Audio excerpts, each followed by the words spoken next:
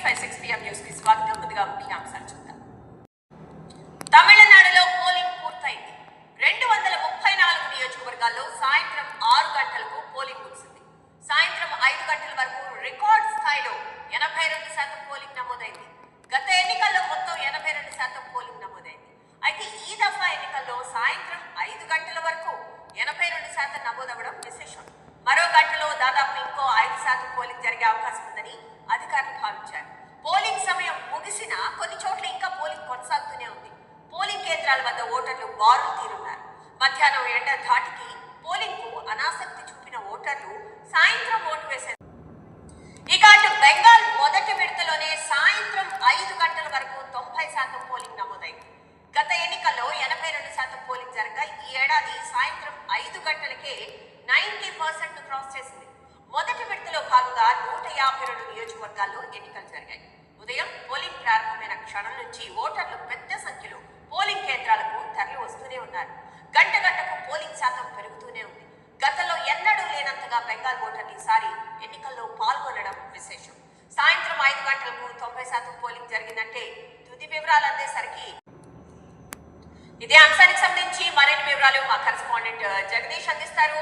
జగదీష్, చెప్పండి. తమిళనాడులో పోలింగ్ పూర్తయినట్లు తెలుస్తోంది. సాయంత్రం 6 గంటల వరకు కూడా పోలింగ్ శాతము 82 నుంచి 85% వరకు నమోదు. ఈసారి చాలా ఎక్కువ సంఖ్యలో, లాస్ట్ టైం కంటే ఎక్కువ సంఖ్యలో నమోదైనట్లు తెలుస్తుంది.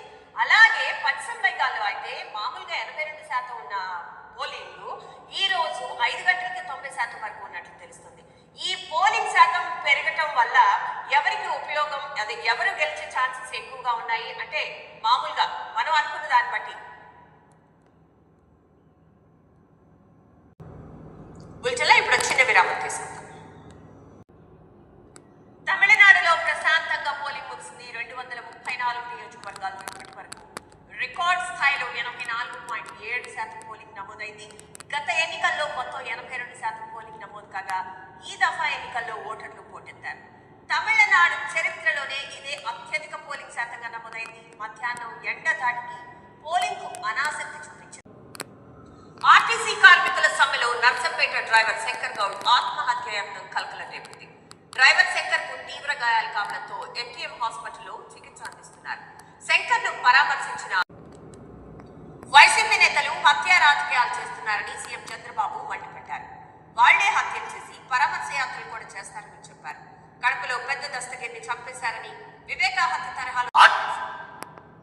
ఇవి ఈ బులెటిన్ విశేషాలు. మరో బులెటిన్లో మళ్ళీ కలుద్దాం. అప్డేట్స్ కొనసాగుతూనే ఉంటాయి.